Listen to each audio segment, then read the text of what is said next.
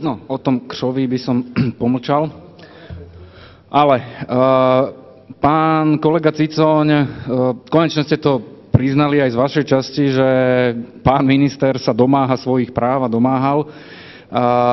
To tu doteraz nezaznelo, čiže verím, že máte viac informácií ako ja a viete, ako minister konal a koná do dnešného dňa, keď sa aj dnes domáha svojich práv a domáhal sa, keď chcel zabrániť, respektíve svojim privatizačným projektom znemožniť penťákom sprivatizovať a potom následne vstúpil do strany, ktorá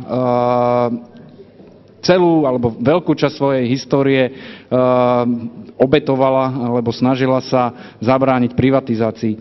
Pán kolega Jasaň, či porušil zákon, ja som sa vám snažil povedať, že je naozaj rozdiel medzi legálnosťou a legitimitou a dokonca ja som rád, že sa právnici už vyjadrujú k tomu, lebo skúste mi povedať, že kto to čítal z vás.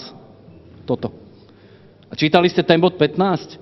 Viete si vy predstaviť, že v rozvodovom konaní alebo v akomkoľvek inom sa nerozvádzajú dvaja ľudia podľa tejto argumentácie, ale tí advokáti, ktorí ich zastupujú? To je v tom bode 15 napísané, čiže verím tomu, že je to normálne blbosť.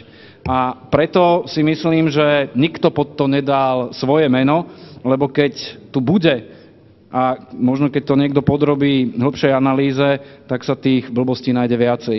No a záverom, ja si myslím, že pán predseda parlamentu Pellegrini sa veľmi uponáhľal, keď chcel vyriešiť emotívnu situáciu a povedal, že pán minister v úvodnej reči povie, kto to písal, pretože asi ani sám nemal vtedy noty, že to povedať môže, lebo blížime sa ku koncu a stále to nevieme, tak neviem, kde je problém.